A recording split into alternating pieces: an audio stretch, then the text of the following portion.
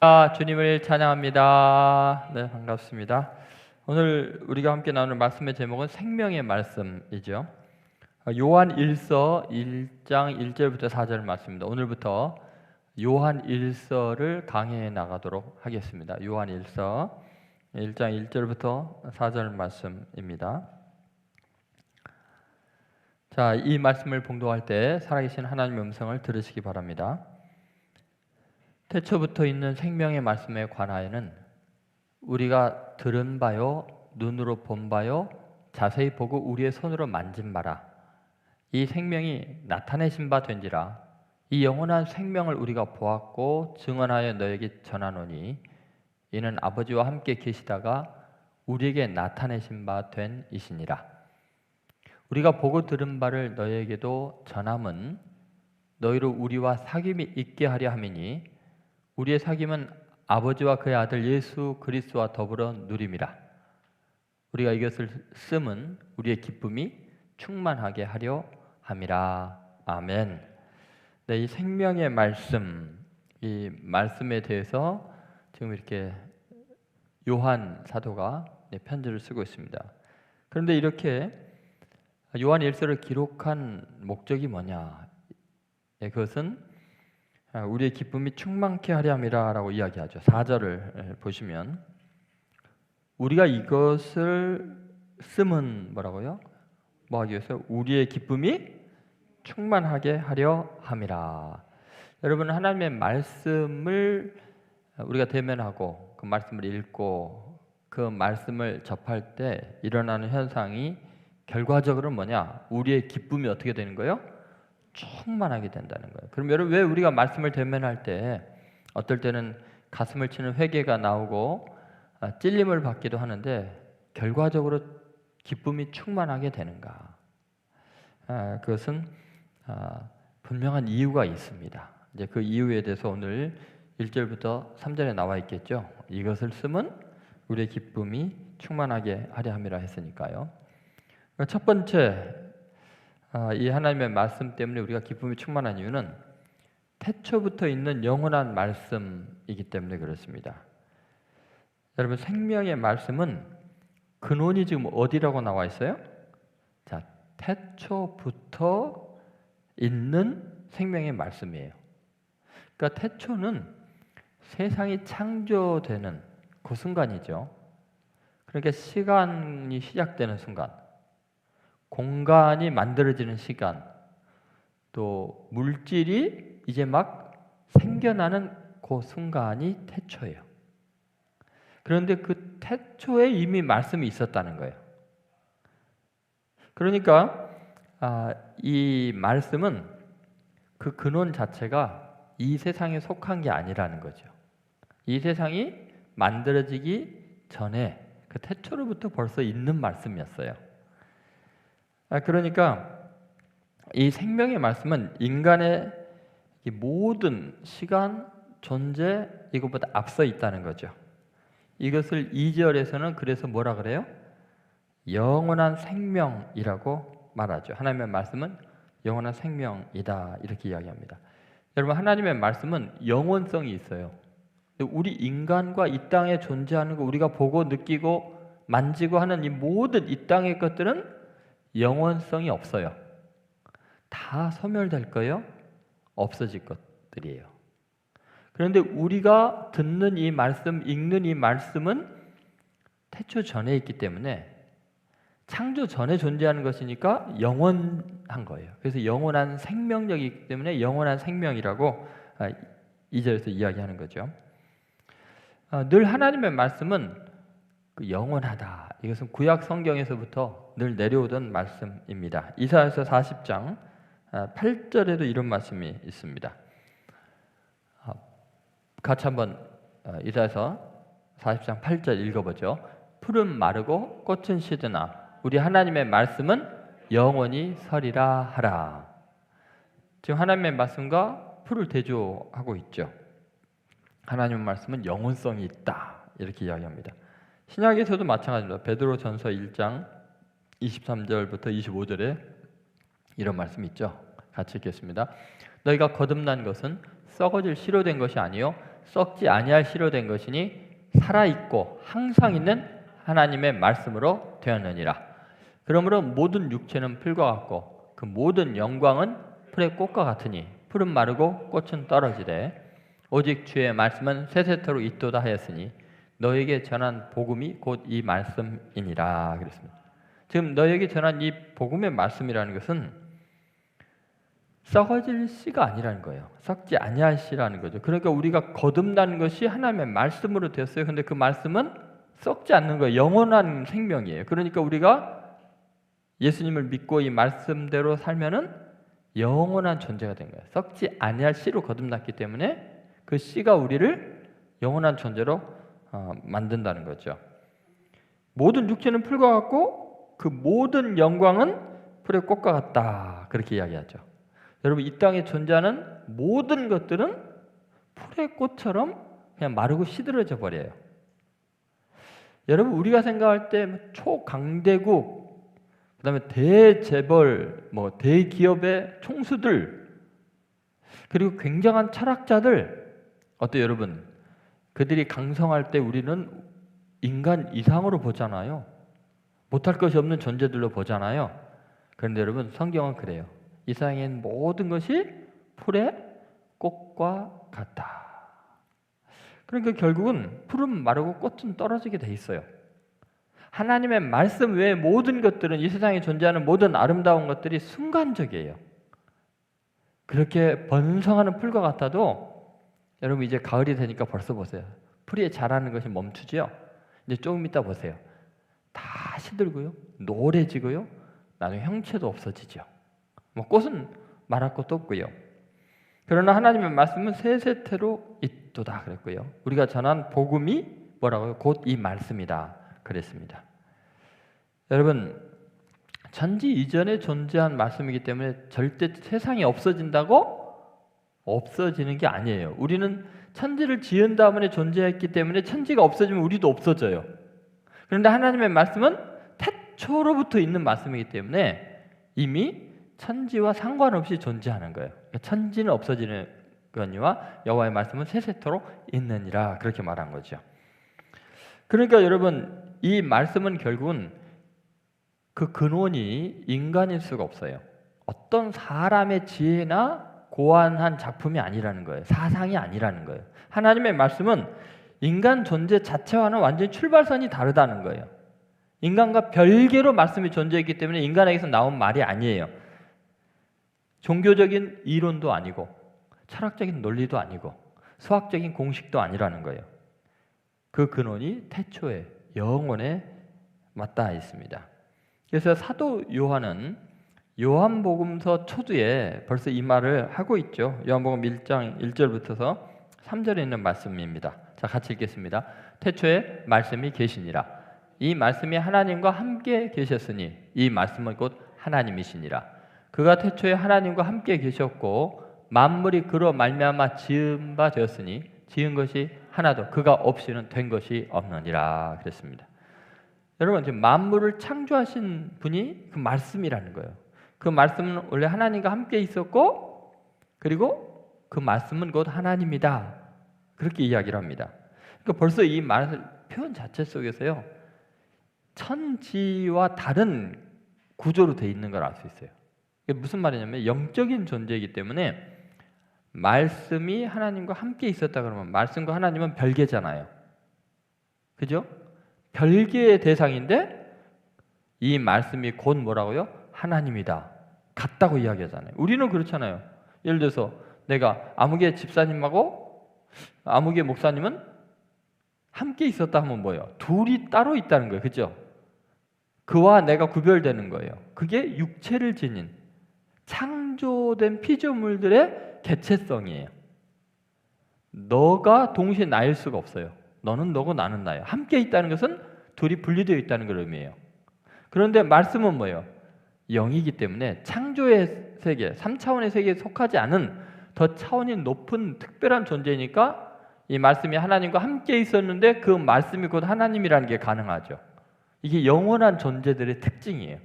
삼위가 일체일 수 있는 것은 이 세상에 속한 물질의 존재가 아니기 때문에 이 세상의 시간과 공간, 이 차원 속에서 벗어나서 존재하는 대상이기 때문에 이 차원 안에서 이해로는 이해가 안 되는 거예요. 영혼에 속해 있기 때문에 셋인데도 곧 하나일 수가 있는 거예요. 근데 이 땅에서는 그게 안 돼요. 시간과 공간에 묶여있는 존재는 이 시간에 있으면서 동시에 저 시간에 있을 수가 없어요. 내가 여기 있으면서 동시에 미국에 있을 수 없어요. 그런데 영은 어때요? 영은 동시에 가능해요. 지금 이곳에서 우리가 예배드리는데 미국에서 예배드리고 있고 중국에서 지하에서 예배드리고 있고 하는데 하나님은 동시에 다 예배를 받으시잖아요. 영이시니까. 그러니까 하나님의 말씀도 그렇다는 거예요. 그래서 태초에 말씀이 계셨고 이 말씀이 하나님과 함께 있어서 하나님과는 분리된 것 같은데 이 말씀이 곧 하나님이라 이게 가능한 거예요. 삼위일체 하나님을 말하는 거죠. 그러니까 우리는 그 말씀의 역사를 우리 수준에다 끌어내려갖고 이해하려고 하면 안 된다는 말이에요. 그 말씀은 영혼성이 있고 우리는 영혼과는 거리가 있는 존재들이에요. 그 말씀이 이 세상 모든 걸 창조했다는 것은 이 세상의 창조의 원리를 말씀이 다 가지고 있으면서도 이 세상이 창조되기 전에 존재했기 때문에 창조의 질서를 벗어날 수도 있다는 거예요. 초월한 수많은 원리들이 있다는 거예요. 자, 여러분이 어떤 진흙으로 토기를 만들었어요. 그러면 이 토기를 만든 나는 이 진흙의 세계 속에 갇혀 있지 않아요. 내가 만든 어떤 원리와 모양을 따라서 내 마음대로 만들어서 내 작품에 사상도 있고 가치도 있고 목적도 있겠지만 나라는 존재는 진흙톡이 없어도 얼마든지 더 하늘을 나는 비행기를 탈 수도 있고 잠수하면서 물속을 내려갈 수도 있고 산천초목을 뛰어다닐 수도 있어요. 토기에 딱 붙어 있어야 되는 거 아니에요. 그러니까 여러분 하나님은 이 모든 걸 창조했다는 것은 뭐예요? 이 창조의 바깥에 영원한 세계에 창조된 요 작품보다도 훨씬 넓은 다양한 법칙과 원리들 속에 존재하는 거예요. 무슨 말인지 알겠어요? 말씀이 세상을 창조했다는 것은 그러니까 여러분 말씀은 초월성이 있는 거예요. 영원성과 함께 초월성이에요. 그러니까 이 세상의 어떤 원리로도 말씀을 함부로 평가하면 안 되는 거예요. 초월된 존재니까. 여러분 성경에 물이 포도주가 되었다, 예수님은 바다 위를 걸어갔다 이런 모든 말들이 말도 안 돼 그러잖아요. 말도 안 돼. 왜 말이 안 돼요? 아니 바다를 만드신 분인데 바다 없을 때도 다닌 분인데 바다 위에 걸어가는 게 뭐가 어려워요? 그렇죠? 포도를 만들고 물을 만드신 분인데 결국은 물이 포도주가 되는 거 아니에요?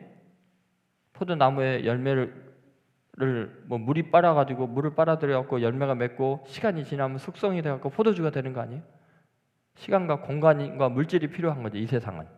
하나님은 그걸 창조하신 분이니까 어때요? 시간과 공간과 물질을 초월해서 바로 물을 포도로 만들 수 있는 거예요.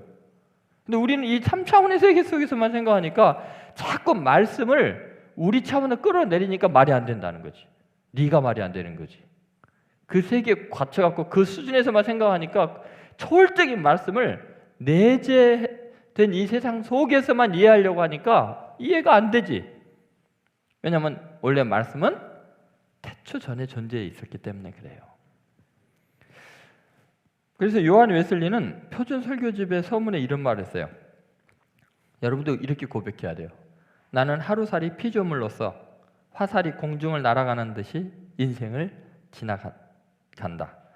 나는 하나님께로부터 와서 하나님께로 돌아가는 영혼이다.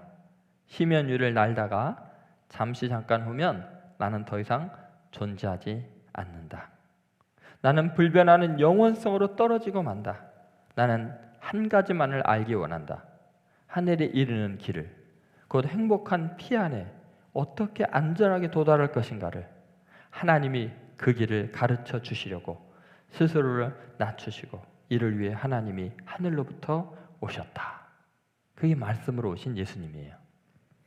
여러분 우리는요 잠깐이면은 없을 존재들이에요. 하나님의 말씀은 세세토록 있잖아요.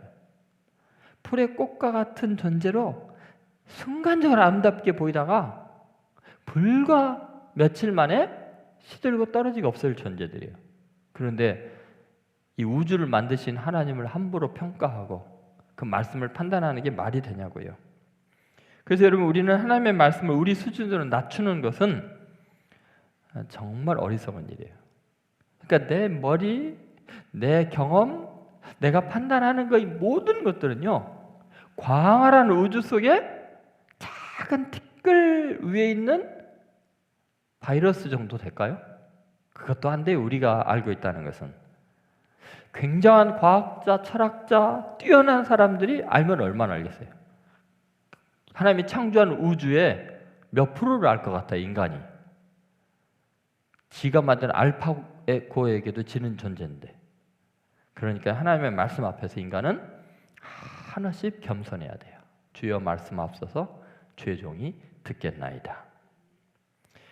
우리를 초월한 말씀이기 때문에 절대로 상식 이하는 아니에요. 그죠? 그 초월성을 상식 이하로 생각하면 안 돼요. 하나님의 말씀이니까 믿어 하면서 상식 이하의 짓을 말씀이라는 핑계로 하면 안 돼요. 그죠? 왜요? 하나님의 말씀이 초월적이라는 것은 상식을 초월한다는 거지 상식 이하를 말하는 게 아니에요. 여러분, 잘못된 목회자들이 상식 이하의 짓을 하면서 하나님의 말씀에 순종하셔 막 뱀장수 목사라고 메시아가 막 이러면서 그 말도 안 되는 억지를 부리는데 하나님의 말씀을 이용하려고 그러잖아요. 그것은 있을 수 없는 일이에요. 우리는 초상식의 말씀, 그 말씀을 우리는 아멘으로 받아들이는 거죠. 상식 이하의 말씀은 말씀이 아니에요. 그거는 상식 이하는 그것은 거짓된 거죠. 여러분, 우리는 말씀으로 창조되었기 때문에 하나님의 말씀을 순종해서 살 때 가장 완벽한 삶을 살 수 있어요. 그 말씀이 역사를 주관하니까 말씀대로 살면 역사의 주인공이 되게 돼 있어요. 말씀대로 천지는 멸망되기도 하고 존재하기도 해요. 역사는 흥하기도 하고 쇠하기도 해요. 그 말씀의 입김으로 우리는 살기도 하고 죽기도 해요. 그러니까 여러분, 우리 인생이에요, 말씀의 능력을 지니고 말씀에 능숙하고 말씀의 은혜로 사는 것이 가장 큰 복인 줄로 믿습니다. 그래서 저희가 드라마 바이블로 새벽마다요, 하루에 성경을 한 2장, 5장 뭐 이렇게 읽고 매일 아침마다 지금 새벽에서 말씀을 나누는 사람들의 기쁨은 이루 말할 수 없어요. 그 새벽 기도에 지금 줌으로 들어와서 예배를 드려보는 사람들은 알아요. 한번 드린 사람은 절대 안 빠져나가요. 하나님의 말씀이 얼마나 위대한지를 알기 때문에 그렇죠. 우리 성도들도 이 말씀의 영원성, 초월성을 생각하면서 이 말씀을 사모하고 그 말씀 앞에 납작 엎드리고 아멘으로 승리하는 성도들 되시기를 주의 이름으로 소망합니다. 자, 두 번째, 왜 이렇게 기쁨이 충만한다고 하면서 이 말씀에 대한 이야기를 할까요? 그것은 역사 속에 인격체로 오신 말씀 때문에 그래요. 자, 1, 2절 말씀 다시 한번 읽어보도록 할게요. 역사 속에 인격체로 오신 말씀. 이 제목을 한번 오늘 본문을 잘 보세요. 같이 읽겠습니다. 태초부터 있는 생명의 말씀에 관하여는 우리가 들은 바요, 눈으로 본 바요, 자세히 보고 우리의 손으로 만진 바라. 이 생명이 나타내신 바 된지라. 이 영원한 생명을 우리가 보았고 증언하여 너에게 전하노니 이는 아버지와 함께 계시다가 우리에게 나타내신 바 되니시니라. 이분이 누구예요? 예수님이죠. 그래서 요한복음 1장 14절에 말씀이 육신이 되어 우리 가운데 거하심에 우리가 보니 아버지의 아들의 독생자의 영광이 은혜와 진리가 충만하더라. 그렇게 말하죠. 그러니까 생명의 말씀은 추상적인 사상이나 이념이나 개념이 아니에요. 인간의 머릿속에서 고안한 그 종교적인 언어들이 아니라는 거예요. 그러니까 다시 말해서 태초부터 있는 그 말씀, 영원한 생명이 우리 가운데 오셨어. 우리가 보고 만지고 들었다는 거예요. 그분이 누구예요? 예수님이에요. 그러니까 창조 전에 있던 그 보이지 않는 그 말씀이 우리에게 보이는 실체로 우리 가운데 역사 속에 들어오신 분이 바로 누구예요? 예수님이에요. 그러니까 예수님은 뭐예요? 말씀이에요. 그렇죠? 그래서 예수님은 내가 곧 길이요, 진리요, 생명이라고 했어요. 영원한 생명, 진리, 그리고 아버지께로 갈 수 있는 길이라고 이야기한 거죠. 성 어거스틴이 그래서 이런 말을 했습니다. 이 세상에 여러 가지 철학과 종교와 사상이 있지만, 이거 분리하는 거예요. 지금 이것들과 모든 길이 다 영원하신 하나님께로 우리를 인도하지 않는다. 왜요? 예수님만이 길이거든요. 진실로 숲이 우거진 산봉우리에서 평화의 나라를 바라보면서도 그리로 가는 길을 찾지 못하는 것과 하늘 황제가 이끄는 만군의 보호 아래 그곳으로 가는 길을 따라가는 것은 전혀 다릅니다. 여러분, 우리는 인간들은요, 뭔가 영원한 나라, 하나님의 나라 이걸 꿈꾸지만 도대체 어떤 철학과 종교와 노력으로도 저기요, 뭔가 저 숭고한 곳에 도달해야 되는데 도달해야 한다면서 숲속에, 울창한 숲속에서 길을 잃는 거나 마찬가지예요. 어디로 가야 될지를 모르는 거예요. 그런데 하늘 황제가 이끄는 만군의 보호 아래서 그곳으로 가는 길을 따라가는 것은 전혀 그것과 다르다는 거예요. 예수님께서 우리를 친히 인도하는 길이 되시잖아요. 여러분, 이 생명의 말씀은 우리를 인도하기 위해서 우리가 눈으로 보고 손으로 만지고 들을 수 있는 구체적인 역사적 실존 인물로 오신 거죠. 여러분, 그분과 함께 생활한 사도들이 이것을 친히 보고 증거했다고 말합니다. 다시 말해서 역사 속에 찾아오셔서 한 인간으로 오셨기 때문에 인간과의 교제가, 인격적인 교제가 가능하게 됐습니다. 같이 먹고 마시고 또 걷고 눈물을 흘리시고 말씀하시고 능력을 행하셨습니다. 그러니까 여러분, 그 영지주의적인 어떤 지적인 알므로 인해서 구원 얻는다는 것과는 전혀 달라요.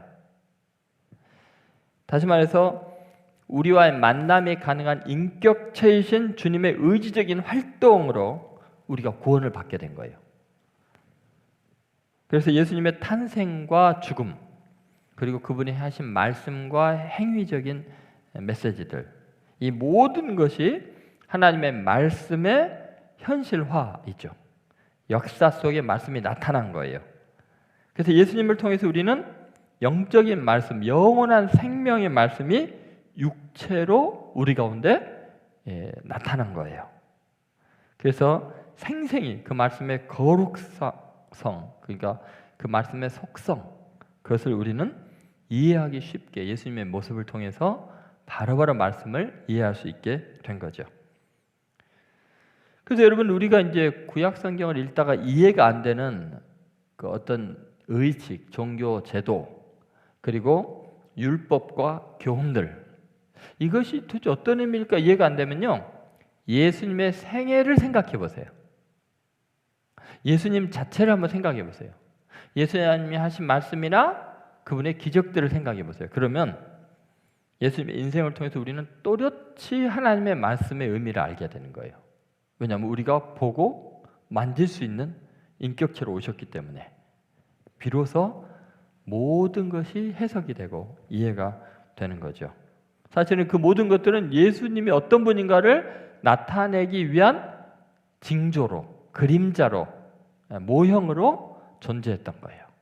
그러니까 우리가 예수님의 실체를 딱 만나는 순간, 그게 이걸 위해서 있는 거구나, 이런 의미구나 깨닫게 되는 거죠.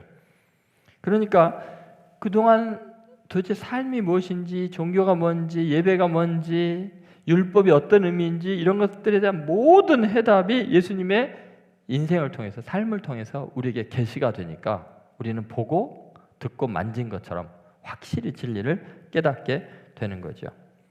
그러니까 얼마나 기쁘냐는 거예요. 이 말씀을 전하는, 이 생명의 주님을 전하는 것이 우리 모두에게 얼마나 기쁜 일인가. 우주의 비밀을 아는 마스터 키를 갖게 된 거나 마찬가지죠. 그러니까 여러분, 이 하나님의 말씀을 기대하는 마음으로 들으셔야 돼요. 놀라운 비밀들이 하늘에 있는 모든 영적인 신비와 은혜와 복이 예수님을 통해서 열려지게 되기 때문에 우리 기쁨이 충만한 줄로 믿습니다. 세 번째, 왜 이렇게 기뻐하라고 그러냐? 영적 사귐을 위한 말씀이기 때문이다. 한번 따라해보세요. 영적 사귐을 위한 말씀. 자, 이제 3절 말씀 보시죠. 3절. 우리가 보고 들은 바를 너희에게도 전함은 너희로 우리와 사귐이 있게 하려 함이니. 여러분 보세요. 이게 사도들이 보고 들은 바를 너에게 전한다. 이 말씀을 전하는 거, 그것은 너희로 우리와 사귐이 있게 하려면 했어요. 여러분, 하나님의 말씀을 전하면 사귐이 있게 느껴진다는 거예요. 사귐이 된다는 거예요. 여러분, 우리가 누구에게 그 사귐이 있으려면 어때요? 그 사람에게 시간도 줘야 되죠. 좀 선물도 보내주죠. 또 필요한 돈도 좀 도와주죠. 이러면 친해져요. 사귐이 돼요. 근데 지금 우리가 보고 들은 바를 너에게 전함은 너희로 우리와 사귐이 있게 된다는 거예요. 그런데 놀라운 것은 그렇게 둘이 사귀는 줄 알았더니 어떤 현상이 일어난 줄 아세요? 우리의 사귐은 아버지와 그의 아들 예수 그리스도와 더불어 누립니다. 여러분, 우리가 말씀으로 교제할 때 놀랍게 우리는 하나님 아버지와 그 아들 예수 그리스도와 더불어 사귀게 된다. 이런 어마어마한 비밀이 있다는 겁니다. 여러분, 그러니까 생명의 말씀을 전하는 듣는 자는 필연적으로 사귀게 되어 있어요. 말씀을 전하는 것은 깊은 생명의 나눔을 가능하게 하기 때문에 그래요. 이 말씀을 나누는 건요, 어떤 물질을 나누는 것보다, 떡을 나누는 것보다, 시간을 함께하고 뭐 영화를 같이 보고 이거보다도 훨씬 더 깊은 만남을 가능하게 하죠. 그러니까 여러분, 말씀을 나누는 사귐이 아니라면 우리는 어떤 사귐도 부패하게 돼 있어요. 여러분, 하나님의 말씀으로 사귀지 않는 어떤 만남도요, 시간이 갈수록 타락의 재료가 됩니다. 참 신기합니다. 그런데 그 영원한 생명의 말씀으로 만나면 영원히 새로워지고 영원히 거룩해지고 영원히 아름다운 관계가 유지됩니다. 여러분, 믿습니까? 네, 그 말씀이 우리를 거룩성과 영원성으로 연결해 주기 때문에 그렇습니다. 빌립보서 1장 4절부터 5절에도 보면 사도 바울이 그런 말씀을 합니다. 한번 같이 읽어보겠습니다. 간구할 때마다 너희 무리를 위하여 기쁨으로 항상 간구함은 너희가 첫날부터 이제까지 복음을 위한 일에 참여하고 있기 때문이라. 자, 복음, 이 하나님의 말씀을 위한 일에 참여하기 때문이다. 이런 하나님의 말씀을 통해서 참여하고 같이 일에 합력하게 되면 간구할 때마다 너희 무리를 위해 기쁨으로 항상 간구하게 되는 거예요. 기쁨이 충만한 기도가 저절로 나오게 돼요. 이 복음의 말씀으로 서로 교제하고 이 복음의 말씀을 전하는 일이 되면. 여러분, 우리 각자는 생각하는 바가 다 다릅니다. 여러분, 가치관이 다 다릅니다. 경험한 과거의 삶이 다릅니다. 그래서 처음 만날 때는 이질적인 존재이기 때문에 매력이 느껴질 수 있어요. 나와 다른 존재를 만날 때는 신기한 신비감이 느껴져요. 그런데 이내 시간이 지날수록 한두 번 만나는 게 아니라 계속 만나게 되면은 서로의 이질적인 면이 갈등으로 나타나는 일이 생기게 됩니다. 그러면서 서로 상처를 주고받을 수밖에 없는, 그리고 처음에 기대했던 것만큼 실망감이 더 크는 관계로, 친구 사이, 또 직장의 동료 사이, 또 학교의 선후배나 또는 사제 간에, 그리고 심지어 부부 간에, 이 모든 곳에서 자기가 생각하는 기준으로 상대편을 바라보고 좋게 생각했던 사람들은 다 실망하게 됩니다. 그런데 여러분, 서로가 자기 기준을 다 내려놓고 더 완벽한 진리인 말씀을 가지고 그 말씀 안에서 자기 자신을 비춰보고 내 허물과 부족한 것들을 인정하고 고백하는, 그 말씀으로 교제하는 순간 놀라운 일이 일어납니다. 그 말씀 앞에 서로서로를 다 맞추는 거예요. 여러분, 말씀으로 성경 공부를 같이 하고 말씀을 함께 이렇게 듣고 이런 것이 얼마나 중요하냐면요, 전부 다 다른 가치관, 습관, 태도, 사상, 경험 다 다르고 나이도 다르고 뭐 이래도요, 진리의 말씀을 딱 다 바라보면서 그 말씀 앞에서 각자가 자기의 말씀과 다른 점을 회개하고 내려놓고 버리고 그 말씀을 찬양하고 말씀대로 살기로 결단하면요, 전혀 이질적인 존재를 만나고 또는 한 번도 만나지 못한 사람들을 말씀으로 만나도 굉장한 친밀감이 느껴집니다. 와, 저 사람도 진리의 말씀 안에서 저기 바뀌었구나, 회개하는구나. 아, 나도 이 부분 회개하는데 하면요, 그 말씀을 중심으로 해서 아주 견고한 진처럼 서로 연결이 되게 됩니다. 그러니까 진리를 중심으로 해서 다 자기를 비우잖아요. 자기 여기게 됩니다. 그러면 그 말씀과의 만남은 다른 사람과의 사귐을 깊게 만드는 거예요. 그리고 영원한 관계로 하나님의 자녀로 영원히 함께하는 존재가 됩니다. 여러분, 계속해서 말씀과 사귀다 보면 이제 자기가 세상에 관심 있던 것들이 다 떨어져 나가고요, 진리에 대한 관심으로 충만해집니다. 공통적인 관심사가 형성이 되니까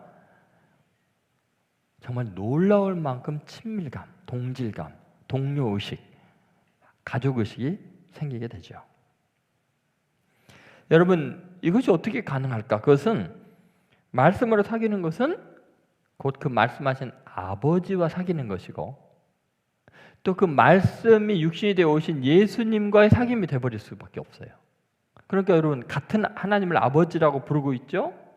그리고 예수 그리스도를 통해서 서로 예수님을 예배하고 예수님의 은혜에 대한 감격, 예수님이 날 위해 죽으신 사랑을 고백하다 보면은 이건 도대체 상상할 수 없는 놀라운 영적인 교제가 이제 됩니다. 너와 내가 말씀으로 만났는데 그 말씀이신 하나님을 만나고 말씀이 주신 예수님을 만나고, 그러니까 우리의 교제는 분명히 너와 내가 말씀으로 만났는데 하나님이 함께하는 영원한 가족이 되는 거예요. 영적인 교제가 진행이 되고 있는 거예요. 그것을 오늘 그렇게 말하는 거죠. 여러분, 기독교적인 교제는 그래서 반드시 말씀으로 만나야 돼요. 여러분 보세요. 기독교인들이 만날 때 모여서 찬양으로 만나는 걸 한번 생각해 보세요. 찬양 집회. 찬양을 하면 여러분요, 이 감정이 뜨거워집니다. 열정이 생겨납니다. 음악이 있으면 이 감수성이 예민한 사람들 흥분하게 되고 막 마음을 열고 기뻐하게 됩니다. 그런데 여러분, 거기에 말씀의 교제가 없으면요, 반드시 육체적인 타락으로 결론이 납니다. 참 이상합니다. 찬양 사역이 굉장히 위험한 지경에 이를 수 있어요. 그럼 여러분, 기도의 만남 보세요. 자, 기도의 만남을 했습니다. 모임은 기도예요. 간절히 기도합니다. 그래서 막 계시도 받고 뜨겁게 기도하는데 말씀이 없잖아요. 순간적으로 진리를 떠납니다. 마귀가 몇 번 신비한 현상 보여주고 음성 들리고 환상 보여주고 나면 그때부터는 진리에서 떠나가도 그 소리만 듣고 그 환상만 믿게 돼요. 그러면은 반드시 공동체가 깨어지고 떠나고 시험에 대한 일들이 일어납니다. 그러니까 여러분, 우리 그리스도인들은 정말 하나님과 깊은 교제, 예수 그리스도와 더불어하는 교제를 하려면은 반드시 말씀 가운데 만나야 돼요. 말씀의 교제가 중심이 되어야 돼요. 마틴 로이드 존즈 목사님이 변하는 사상, 불변하는 진리라는 책에서 이런 말을 했습니다. 내가 죽은 후에 나를 지으신 영원하신 재판관을 만나러 갈 것을 생각할 때 나의 유일한 소망은 무엇이겠습니까? 그것은 내가 예수 그리스도의 의로 옷 입혀져서 주님이 내 손을 이끌고 그 영광 앞에 흠이 없이 즐거움으로 서게 하는 것입니다. 나의 만족은 언제나 그리스도 안에서만 찾을 수 있습니다. 오직 그리스도 안에서만 나의 인생 문제들이 풀릴 수 있습니다. 이 세상에는 온갖 처방들이 있지만 그것들은 내가 가장 절박하고 도움이 절실히 필요할 때 나를 돕지 못합니다. 그렇지만 그리스도는 실패하는 일이 없습니다. 그분은 모든 면에서 항상 만족을 주십니다. 여러분, 그 그리스도, 내 문제와 내 갈등과 내 결핍과 내 절박함을 즉시로 응답해 주시는 분이 그리스도예요. 그런데 그 그리스도를 어디에서 만나요? 우리가 기도를 만나요? 찬양으로 만나요? 여러분, 말씀을 통해서 말씀이 육신이 되어 오신 그 예수님을 만나는 거예요. 그래서 우리가 말씀 가운데 교제하다 보면 신기하게 내 모든 문제들이 해결되는 기적을 맛봅니다. 여러분, 이것이 얼마나 놀라운 일인가 한번 생각해 보세요. 우리는 말씀으로 지어져 있기 때문에 하나님의 말씀을 듣는 순간에 내가 어디가 고장난지를 알아요. 어디를 고쳐야 되는지 알아요. 뭐가 비어있는지를 알아요. 뭐가 빠져있는지를 알아요. 예를 들어서 여러분, 제가 이제 설교를 지금 하고 있습니다. 저는 설교할 때 하나님의 말씀만을 깊이 묵상합니다. 그 말씀의 진리가 드러나게 하려고 애를 씁니다. 그 말씀이 말씀 되게 하는데 저는 전력을 다합니다. 그러면요, 선포된 말씀은 놀랍게 각 사람들의 마음을 비추는 빛으로 역사합니다. 그래서 듣는 사람들은 신기하게 이 말씀이 자기에게 하는 말로 들립니다. 그 말씀을 듣는 사람은 목사님이 내 형편을 어떻게 알아서 이번 주 중에 내가 고민하는 문제를 이렇게 이야기를 하시는 걸까? 그런데 그런 사람이 한두 명이 아니에요. 정말 저도 놀라요. 그러면 똑같은 말씀을 가지고, 저는 똑같은 말씀을 선포하죠. 유튜브를 듣는 사람 지금 수천 명이에요. 그런데 듣는 사람들은 다 자기 이야기를 한다고 생각을 해요. 아, 목사님이 나에 대해서 지금 공격을 하고 있구나. 어떤 사람, 목사님이 나를 위로하고 계시구나. 어떻게 내 기도의 제목을 아셨지? 또 어떻게 나에 대한 이야기를 이렇게까지 구체적으로 하시는 걸까? 또 내가 그렇게 복음을 전하는데 애쓰고 고생한 것을 어떻게 아시고 나를 위로하는 걸까? 여러분, 제가 특정한 대상을 두고 설교를 하겠어요? 저는 다만 하나님의 말씀을 말씀되게 할 뿐이에요. 그러면요, 인간은 말씀으로 지어진 존재들이니까요, 전부 다 그 진리의 말씀 앞에서 자기의 허물과 모난 것과 병든 것과 약한 것과 또 말씀을 따라 성공했던 것과 칭찬받을 일들이 그냥 동일한 말씀 속에서 각 사람에게 비춰지는 거예요. 여러분, 그러니까 여러분, 똑같은 말씀인데도 어떤 사람에게는 위로로 들리고 어떤 사람은 징계로 들려요. 정말 저는 그런 게 너무 신비로워요. 너무 재밌어요. 그러면 여러분, 그 사람들은 저에 대해서 어떻게 생각했냐? 저는 생전 보지도 못한 사람들이 지금 유튜브를 통해서 정말 수천 명이 보고 있거든요. 그런데 그분들이 이래요. 저한테 오늘도 한 분이 전화 와서 그 전화 상담을 했는데요. 정말 자기 이야기하는 것 같다는 거예요. 너무너무나 자기의 죄와 허물이 깨달아지고 회개하게 되고 하나님을 직접 대면하는 것 같다는 이야기를 해요. 그러다 보면은 그 말씀을 전하는 저를 굉장히 친밀감 있게 느껴진다는 거예요. 정말 하나님께서 날 위해 보낸 사자로 느껴지는 거죠. 그러면 그분은 저랑 한 번도 만난 적이 없어요. 개인적인 관계를 맺지 않아도 저에 대한 애틋한 목자를 바라보는 양의 심정을 갖고요. 마치 영적으로 연결되는 것 같은 느낌을 갖고요. 그래서 한없이 귀하게 서로가 느껴지는 그런 관계가 됩니다. 근데 그 정도가 어느 정도 강하냐면 어쩌다 한번 이제 만나거나 전화 통화가 되면요, 막 기뻐서 어쩔 줄을 모르고 행복해요.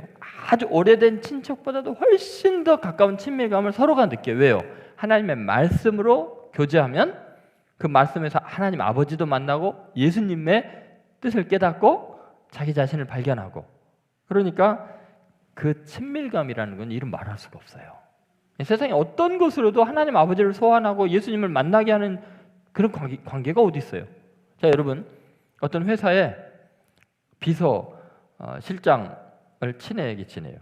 근데 도저히 만날 수 없는 그룹 회장님을 그 비서를 통해서 만나게 되면 그 비서가 얼마나 고맙겠어요, 그죠? 얼마나 고맙겠어요. 그런데 여러분, 우리는 하나님을 만날 수가 없는 존재들인데도 놀랍게도 말씀을 통해서 교제하면 누구가 되었든 그 말씀을 나누는 사람들은 신비롭게 하나님을 만난다니까, 하나님 아버지를 만나는 거예요. 그러니 얼마나 감사하다는 거죠. 다시 한번 봐보세요. 3절 말씀. 여러분 3절 말씀 보면 놀랍게 그 이야기가 나와 있어요. 자, 3절 말씀 같이 읽도록 하겠습니다. 우리가 보고 들은 바를 너희에게도 전함은 너희로 우리와 사귐이 있게 하려 함이니. 자, 우리의 사귐은 그다음 뭐라 나왔어요? 아버지와 그의 아들 예수 그리스도와 더불어 누림이라, 이렇게 나오죠. 자, 우리의 사귐은 뭐예요? 말씀으로 사귐은 어떻게 돼요? 자, 우리가 보고 들은 바를 너에게 전했어요. 말씀으로 전했더니 우리의 사귐은 아버지와 그의 아들 예수 그리스도와 더불어 누림이라, 이렇게 나오잖아요. 여러분, 지금 이 말씀의 의미를 한번 생각해 보세요. 우리가 어떤 것으로 사귄다고 하나님과 교제할 수 있냐고요. 예수님을 만날 수 있냐고요. 그런데 우리가 말씀으로 교제하면 이런 일이 일어난다는 거예요. 그러니까 여러분 우리는 하나님의 말씀을 나누는 순간 하나님이 우리와 더불어 있고 예수님도 우리와 더불어 있고 그래서 예수님을 만나게 된 놀라운 일이에요. 그래서 예배를 함께 드리고 말씀을 나누는 게 이렇게 중요한 거예요. 성경 공부 함께 하는 거, 조별 모임 하는 거, 목장 모임 하는 거 이런 것들 다 그런 거죠. 여러분 결코 우리는요 말씀 없는 기도, 말씀 없는 찬양, 말씀 없는 행사 이 모든 것들은 전부 다 잘못하면 하나님을 떠나서 마귀와 함께 할 수도 있어요. 그런데 하나님의 말씀과 함께하면 마귀는 설 자리가 없어요. 진리 앞에서요. 하나님이 함께 계시는데 어디 감히 마귀가 끼어들겠어요. 여러분 어떤 것도 속지 마세요. 어떤 영적인 활동들, 굉장한 신비한 일들 그거 속지 마세요. 왜냐하면요.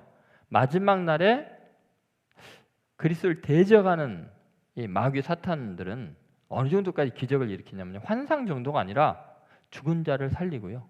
하늘에서 불을 내리게 하고요. 할 수만 있으면 믿는 자들을 미혹하게 하려고 온갖 이적들을 행할 거라고 이미 예수님이 예언하셨어요. 그럼 이걸 어떻게 빠져나오겠어요, 여러분? 그것은 진리의 말씀으로 교제하는 길밖에 없어요. 말씀 떠나면 완전히 영적으로 교만해져서 다 마귀의 밥이 되게 돼 있습니다.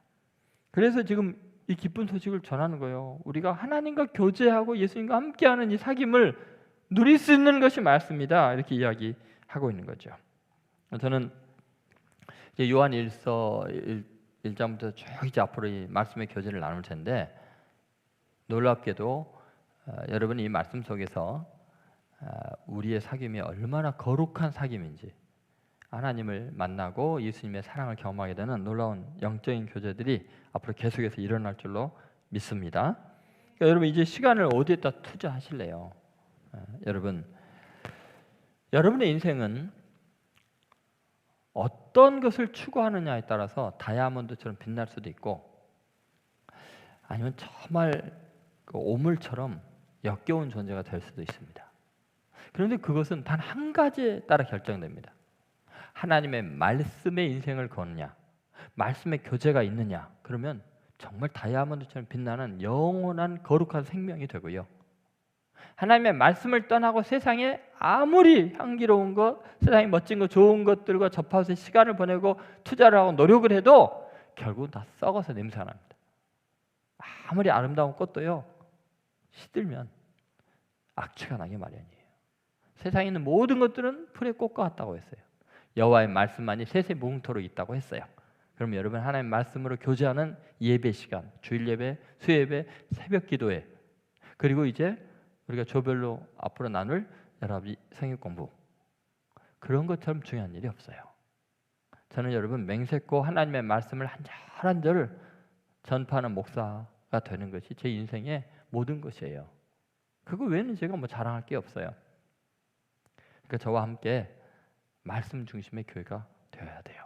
예수뿐인 교회는 말씀만을 붙잡는 교회가 되어야 돼요. 말씀으로 승리할 때 그 뜨거운 기도도 나오고 찬양도 나오고 또 세상을 변화시키는 능력도 나타날 줄로 믿습니다. 말씀 중심으로 하나가 되는 복된 예수뿐인 교회가 되기를 주의 이름으로 축원드립니다. 우리 오늘 말씀을 생각하시며 우리 찬양합시다. 하나님이시여, 하나님이시여. 아멘. 지금은 생명의 말씀으로 우리 가운데 오신 예수 그리스도의 은혜와 그 독생자까지 아낌없이 내어주셔서 진리를 우리로 깨닫게 하시는 하나님 아버지의 극진하신 사랑과 말씀을 깨닫게 하시는 성령의 감동, 감화, 교통하심이 남은 생애 동안 그 영원한 생명의 말씀으로 사귀고 교제하며 하나님과 동행하는 삶, 영원한 가치를 지닌 삶을 살겠노라고 결단하는 하나님의 아들, 딸들 머리 위에 예수뿐인 교회와 이민족 위에 지금으로부터 영원히 함께 하시기를 간절히 축원하옵나이다. 아멘.